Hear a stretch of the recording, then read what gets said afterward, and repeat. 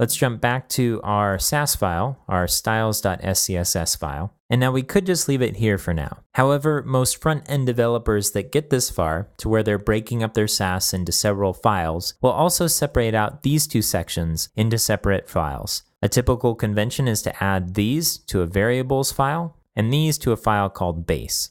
Now, the main reason for separating these out into separate files is ultimately one of scalability. As more and more people work on a project, it makes sense to split up these files so that when front-end developers go to edit things in a project, they're only working with a file that includes the parts of the SASS or CSS that they really want to edit. Some of these things are going to be set, and they're probably not going to change throughout the life cycle of the project. But you yourself may find it easier to not have partials at all and to put everything in one big long style sheet. It all depends on the complexity of your project and how much you like organization. So these two partials we're going to put in the base directory for now. I'm going to jump back to our folder, and right now we're in our components folder, but we'll jump up to the SASS folder and we'll create two partials here. We'll call one variables.scss and we'll call one base.scss. And we'll open these up in the editor